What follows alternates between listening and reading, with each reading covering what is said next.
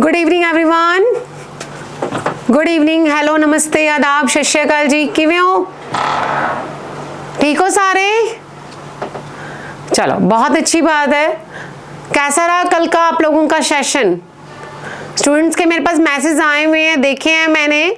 आप लोगों ने जो क्वेश्चंस अटेम्प्ट किए हैं, बहुत अच्छी बात है। मैंने देखा था सभी का रिप्लाई बहुत अच्छा था भाई। बहुत मतलब खुशी होती है मुझे देखकर कि आप लोगों ने जो स्टडी की है हिस्ट्री की, आप लोगों की उसके अंदर इंप्रूवमेंट आई है। वाकई बहुत इंप्रूवमेंट आई है। ये आप लोग खुद महसूस करते होंगे कि हाँ, अब हमारे सामने कोई भी क्वेश्चन आ जाए हिस्ट्री का, हम उसके छक्के छुड़ा देंगे। ऐसा कुछ सोचते हो? दिमाग में चलता है? कुछ चलता है? तो चलो, जो स्टूडेंट लाइव आ चुके हैं जल्दी से जल्दी सेशन को लाइक कर दो। लाइक से ज्यादा सबसे पहले क्या कर दो, शेयर कर दो, जिससे कि आपके भाई बंधु साथी संगी जो भी आपके फ्रेंड सर्कल में जो भी तैयारी कर रहा है एग्जाम की, उस तक उस आज के सेशन को पहुंचाया जा सके, आज के क्वेश्चंस को पहुंचाया जा सके। चलिए आज के सेशन की शुरुआत करते हैं। एक नए इतिहास की गलियों में चलते हैं, जहां पर हमें ऐसा लगेगा कि यार इन गलियों में तो हम पहले कभी कभी आए थे। बस आप लोगों को वो गलियां दोबारा याद करनी है और उसके बाद क्वेश्चंस का जवाब देना है। क्लियर? बात समझ में आई? क्लियर है? तो चलिए आज के सेशन की शुरुआत करते हैं। आज के सेशन की शुरुआत हम फर्स्ट क्वेश्चन जो है आपके स्क्रीन पर आने वाला है, आप लोगों को इसका आंसर देना है। चलिए शुरुआत करते हैं जल्दी से जल्दी फर्स्ट क्वेश्चन की। फर्स्ट क्वेश्चन देखिए क्या कहना चाहता है। A plugged field was discovered at. एक जुते हुए खेत की खोज कहां पे हुई थी? इतना इजी क्वेश्चन यार, बहुत ही ज्यादा इजी क्वेश्चन है ये तो। आप लोगों को मुझे तो लगता है कि सारे, ऐसा कोई स्टूडेंट नहीं होगा जो यहाँ पे लाइव आया और उसको ये क्वेश्चन नहीं आता होगा कि एक जुते हुए खेत की खोज कहां पे हुई थी। कहां पे हुई थी भाई? बहुत इजी क्वेश्चन है ये तो। जुता हुआ खेत, खेत जुता हुआ समझते हो ना, कि एक खेत है जो क्या हुआ है, जुता हुआ है। तो वो कहां से मिला है? इंडस सिविलाइजेशन, सिंधु घाटी सभ्यता की कौन सी साइड से हमें जुता हुआ खेत मिला है? हाँ जी ऑनलाइन, हाँ जी बिल्कुल सही। हाँ जी ऑनलाइन, जल्दी से जल्दी बताओ इसका आंसर क्या हो सकता है। ऑफलाइन वालों ने तो जवाब दे दिया, अब ऑनलाइन वाले भी बता दो। ए वाले कौन सी हैं, बी वाले कौन से हैं, सी वाले कौन से हैं और डी वाले कौन से हैं? जल्दी से जल्दी बताइए। क्या इसका आंसर मोहनजोदड़ो आएगा? मोहनजोदड़ो से मुझे कुछ याद आया, यहाँ पे ना एक फिल्म बनी थी ऋतिक रोशन की, बनी थी कि नहीं बनी थी? बनी थी। और मुझे मोहनजोदड़ो से एक चीज और याद आई कि यहाँ पर हमें क्या मिला, एक स्नान घर मिला है। क्या मिला है? स्नान घर मिला है, ये भी मुझे याद आया। अब मैं अगर कालीबंगा की बात करती हूँ तो कालीबंगा का मतलब क्या होता है? काली मिट्टी की चूड़ियां। बंगा मतलब क्या होता है? चूड़ियां। काली मतलब काली, काली मिट्टी की चूड़ियां। तो कालीबंगा में हमें जुता हुआ खेत मिला है पक्का? Very good answer. Option number B is right answer. Kalibanga से हमें क्या मिला है? जुता हुआ खेत मिला है। इसी के साथ एक क्वेश्चन और क्लियर कर दूं, जुता हुआ खेत मिला है, नो डाउट, ठीक है। खेत किससे जोता जाएगा? खेत किससे जोता जाएगा? हल से जोता जाएगा।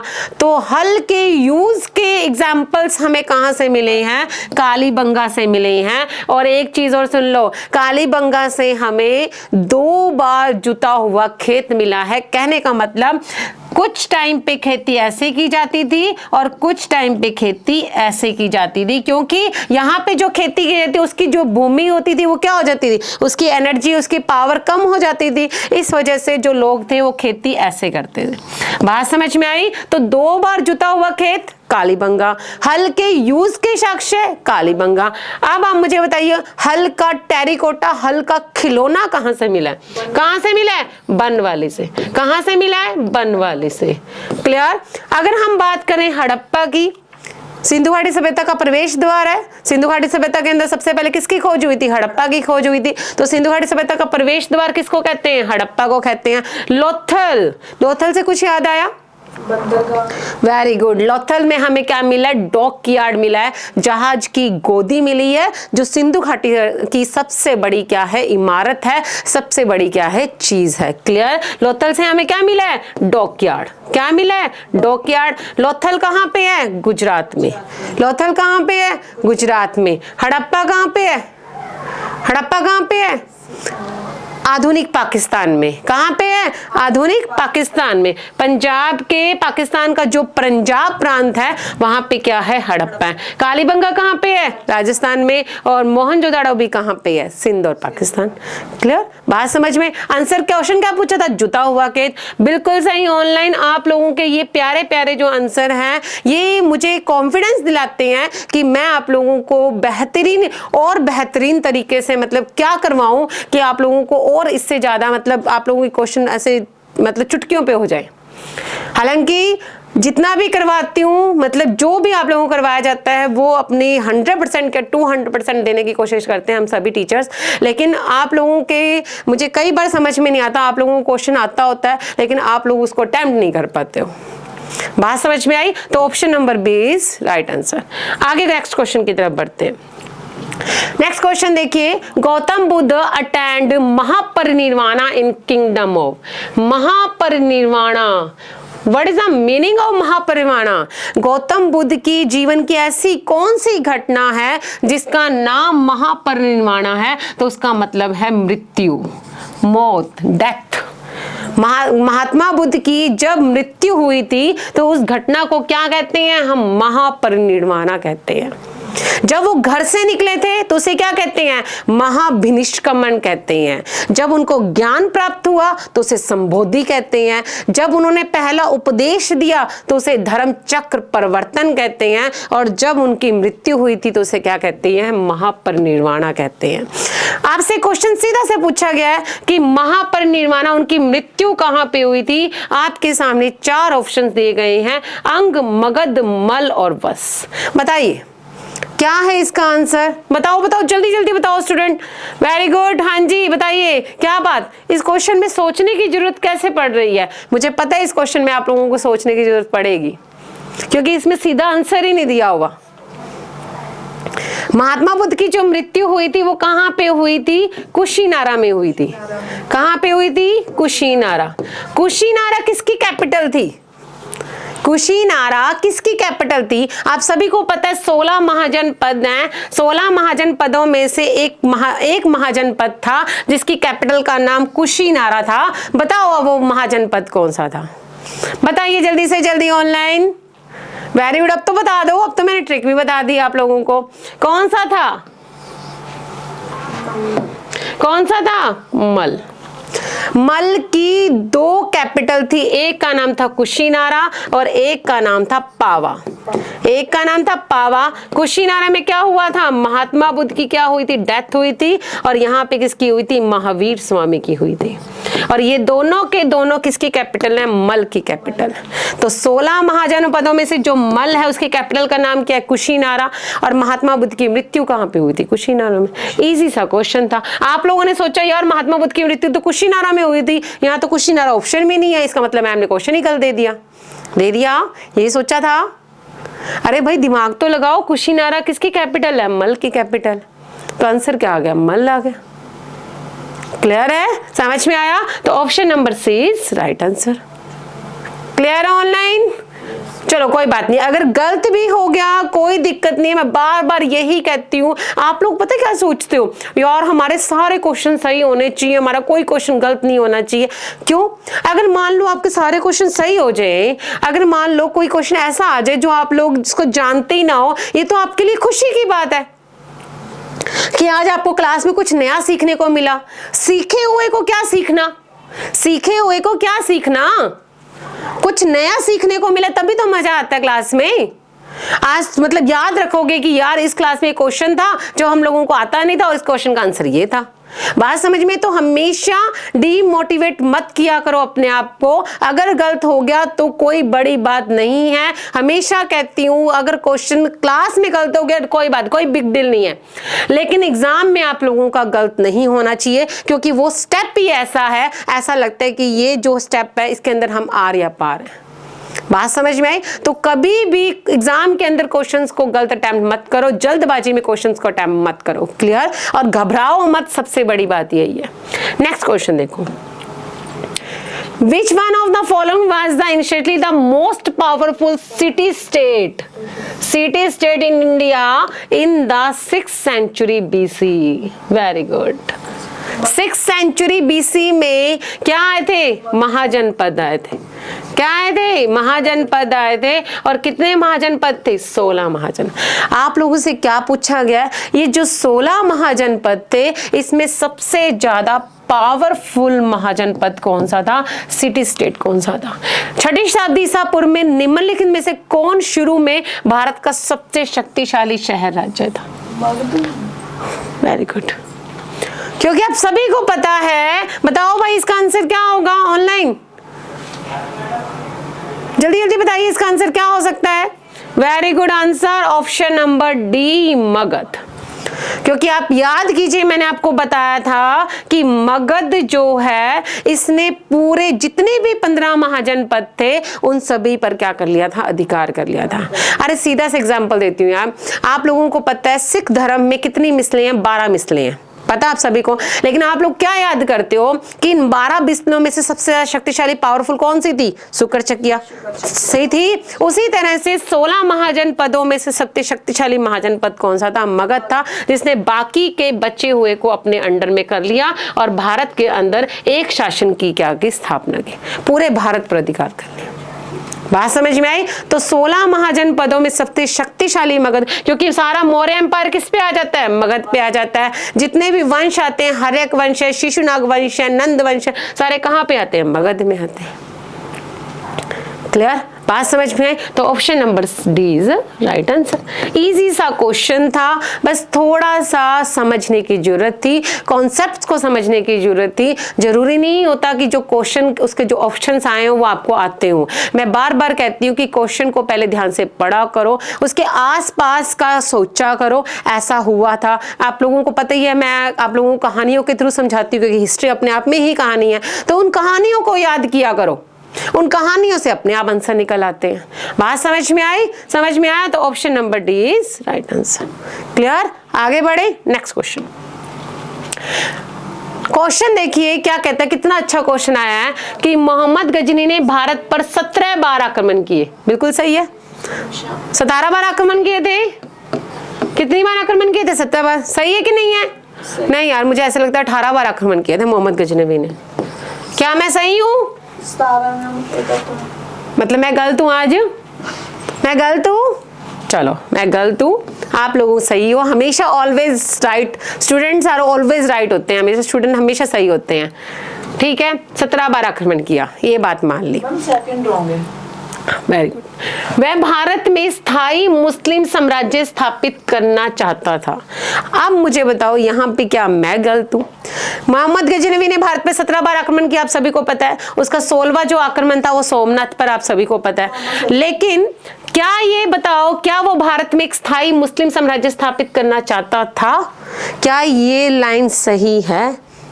क्या ये लाइन सही है? नहीं है? है कि नहीं? हाँ कि ना? हाँ कि ना? मैम मुसलमानों पर उसने टैक्स नहीं लगाया था, लेकिन आप याद कीजिए, आप लोगों को मैंने एक चीज समझाई थी कि पहले कौन आया? कासिम आया, कासिम आया।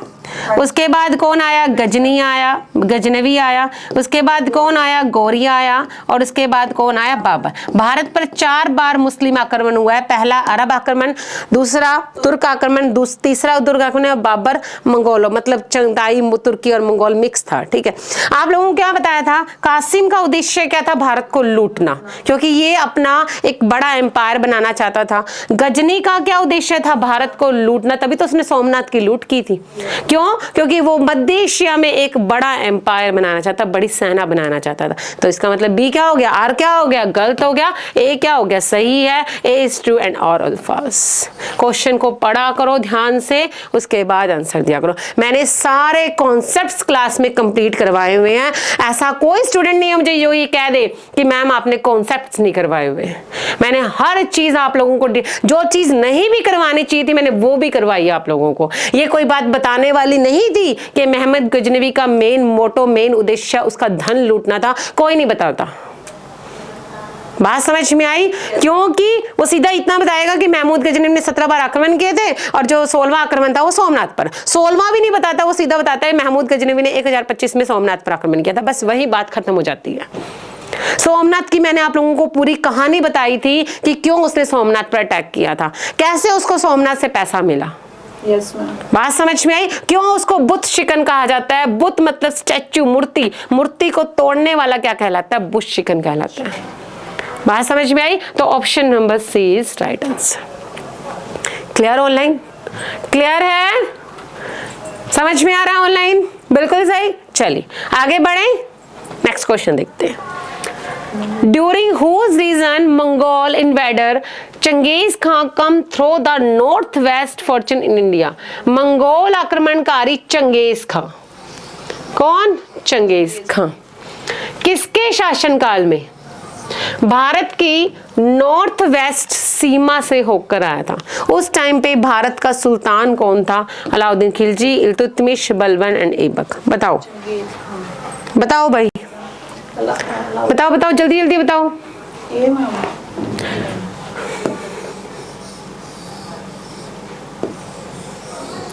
देखिए स्टूडेंट्स, एक व्यक्ति था जिसका नाम था चंगेज खां। ये मंगोल है। चंगेज खां का असली नाम तिमुजिन है। क्या नाम है? तिमुजिन। चंगेज खां को क्या था? चंगेज खां ने ये मध्य एशिया से, मंगोल मतलब ये चीन से आया था। इसने क्या किया? ख्वारिज़म मध्य एशिया पे क्या किया? अटैक किया। क्या किया? अटैक किया। उस टाइम पे मध्य एशिया के अंदर एक व्यक्ति था जिसका नाम था जलालुद्दीन मांग बर्नी। जलालुद्दीन मांग बर्नी। ये क्या था? चंगेज खान ने इस पर ख्वारिज़म के जो राजा था उस पर क्या किया? अटैक किया। और ख्वारिज़म का राजा कौन था? जलालुद्दीन मांग बर्नी था। इसने क्या किया? मांग बर्नी का क्या किया? पीछा। जलालुद्दीन मांग बर्नी यहाँ से भाग गया। कौन भाग गया? जलालुद्दीन मांग बर्नी यहाँ से भाग गया। तो इसने, मांग बर्नी ने कहाँ पे शरण ली? कहाँ पे शरण ली? इल्तुतमिश के पास। दिल्ली का राजा था उस टाइम पे इल्तुतमिश। इल्तुतमिश को कहा कि मुझे तुम्हारी हेल्प चाहिए, मेरे पीछे एक आदमी पड़ा है। इल्तुतमिश ने पूछा कि कौन पीछे तुम्हारे पड़ा? तो उसने कहा कि चंगेज खां मेरे पीछे पड़ा। वो कहता उठ यहाँ से और जाओ यहाँ से, क्योंकि उस टाइम पे दिल्ली एक नया जगह थी इल्तुतमिश के लिए। दिल्ली एक नया वंश था उसके लिए। तो वो पहले शुरुआत में ही मंगोलों का अटैक नहीं करवाना चाहता था, क्योंकि जो चंगेज खां था वो एक तरह का शक्तिशाली पावरफुल इंसान था। तो उसके लिए उसको टेंशन थी कि अगर मैंने इसको शरण दी तो ये क्या, इल्तुतमिश, चंगेज खां मुझ पर क्या करेगा? अटैक करेगा और मेरा जो नया राजवंश बना उसे क्या कर देगा? नया जो एम्पायर बना उसे क्या कर देगा? खत्म कर देगा। तो वो चंगेज खां किसका पीछा कर रहा था? जलालुद्दीन मांग भरनी का। अगर याद नहीं रहता तो याद रखना, चंगेज खां ने किसकी मांग भरनी थी? जलालुद्दीन की मांग। किसकी मांग भरनी थी? जलालुद्दीन की मांग भरनी थी, इसलिए उसका पीछा जा रहा था। बात समझ में आ गई? समझ में आई? और वो किसने उससे हेल्प मांगी थी? इल्तुतमिश से। तो चंगेज खां किसके टाइम पीरियड में आया था? इल्तुतमिश के। वो अलग बात है कि इल्तुतमिश ने इसकी हेल्प नहीं की, तो चंगेज खां इल्तुतमिश से बहुत खुश हुआ और वो वापस चला गया। क्यों? क्योंकि उसने इसकी हेल्प नहीं की थी। क्लियर? बात समझ में है? तो option number B is right answer. कितना अच्छा क्वेश्चन था, कितना अच्छा क्वेश्चन था कि नहीं था ऑनलाइन? क्लियर? तो option number B is right answer.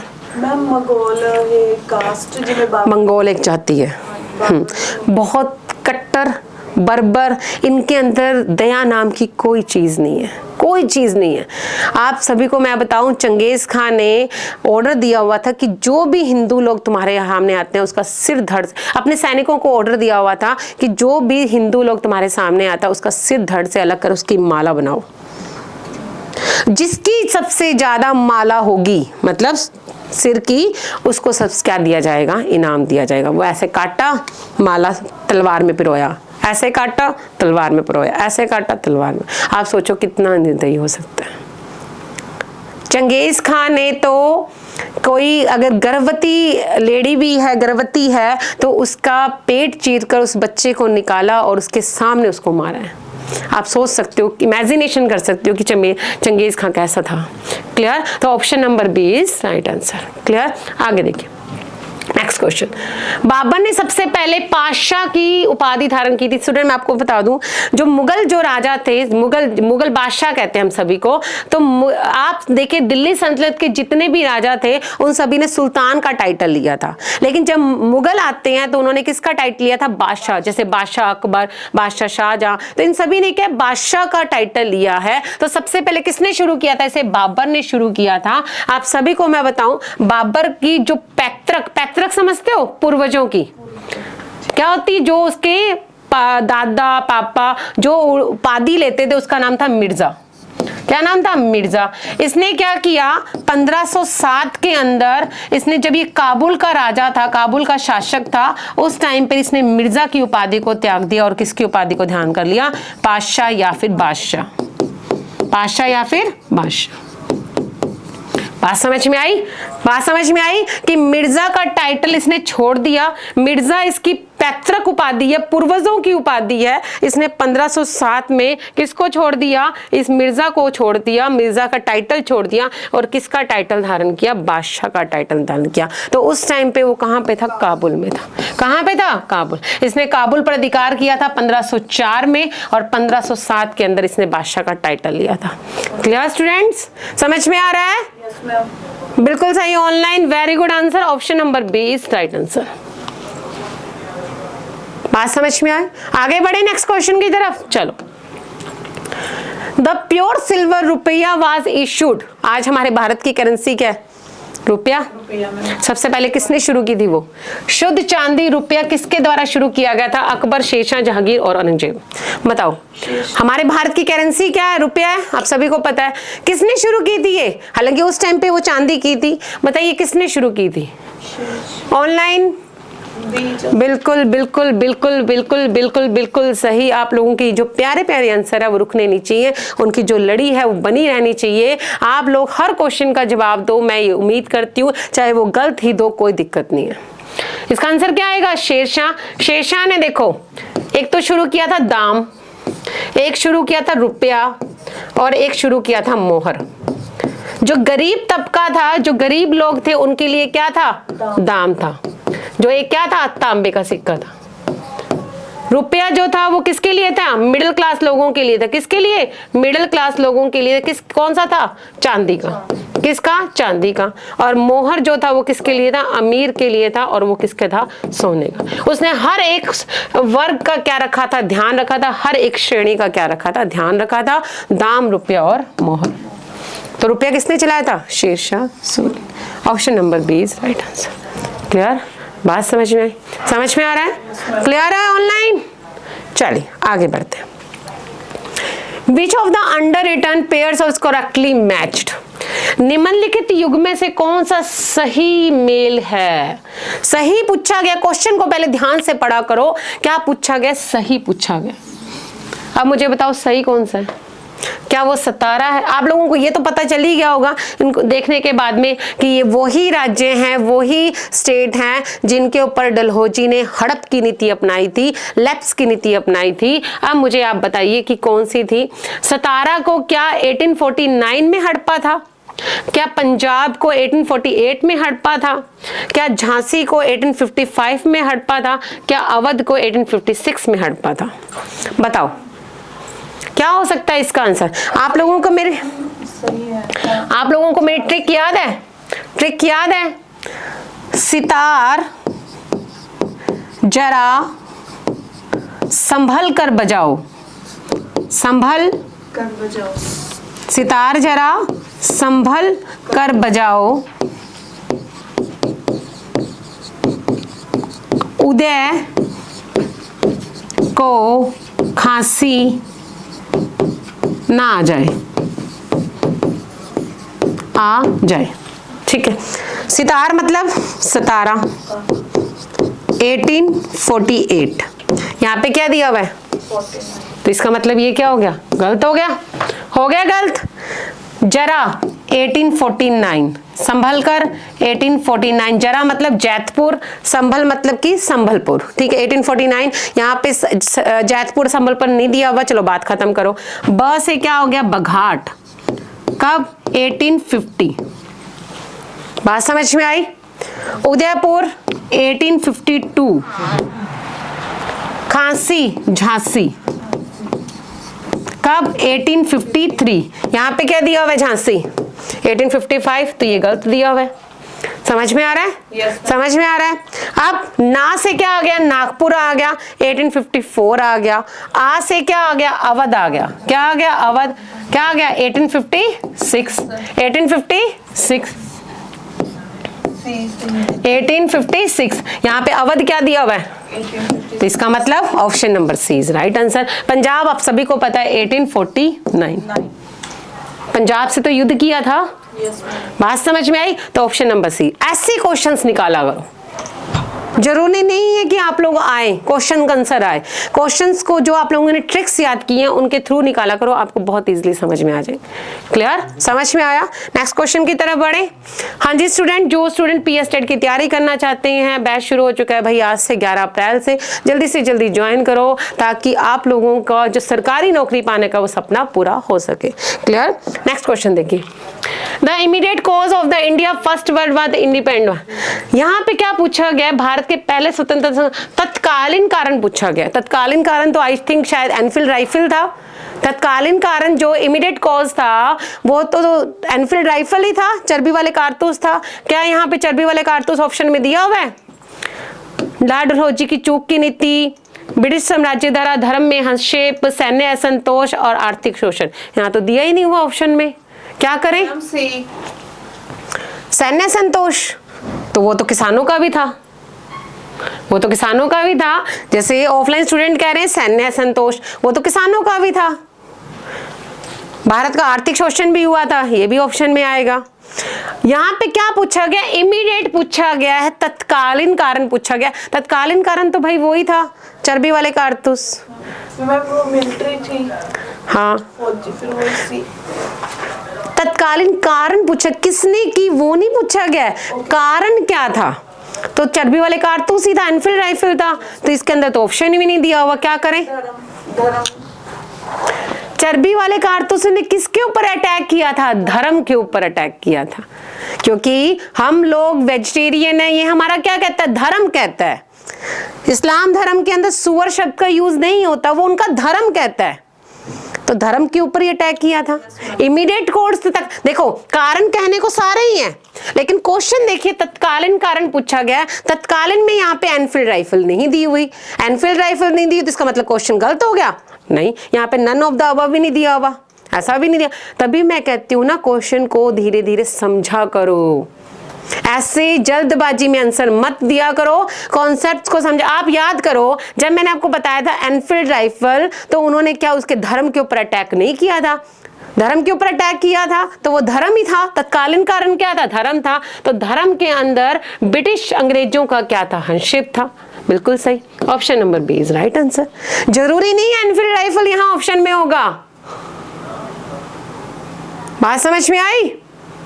बात समझ में आई? तो option number B is right answer. Clear है?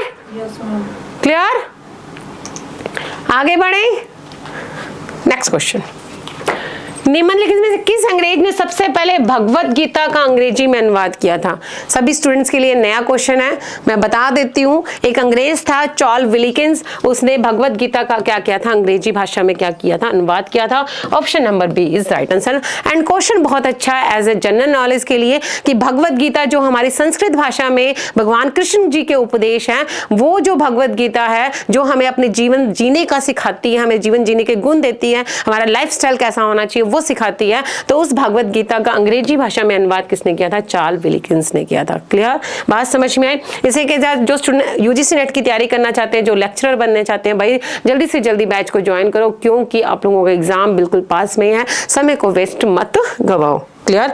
इसी के साथ आज की क्लास में इतना ही। Thank you so much. जल्दी से जल्दी टेलीग्राम चैनल को ज्वाइन करो जिसका नाम है हिस्ट्री विद रितु मैम, क्योंकि वहां पे आपको हिस्ट्री से रिलेटेड सारी इंफॉर्मेशन और सबसे बड़ी बात हम आपस में बातचीत भी कर लेते हैं, आपको लिंक और सबसे इंफॉर्मेशन भी सारी मिल जाती है। तो जल्दी से जल्दी ज्वाइन करो हिस्ट्री विद रितु मैम। और आज के लिए इतना ही। Thank you so much. स्वस्थ रहो, खुश रहो, मस्त रहो, एंजॉय करो अपनी लाइफ को, लेकिन साथ ही साथ स्टडी भी करो, शेड्यूल बनाओ। बार बार कहती हूँ शेड्यूल बनाओ। गुड नाइट, शुभ रात्रि, शुभ खैर। Thank you so much. अच्छा ये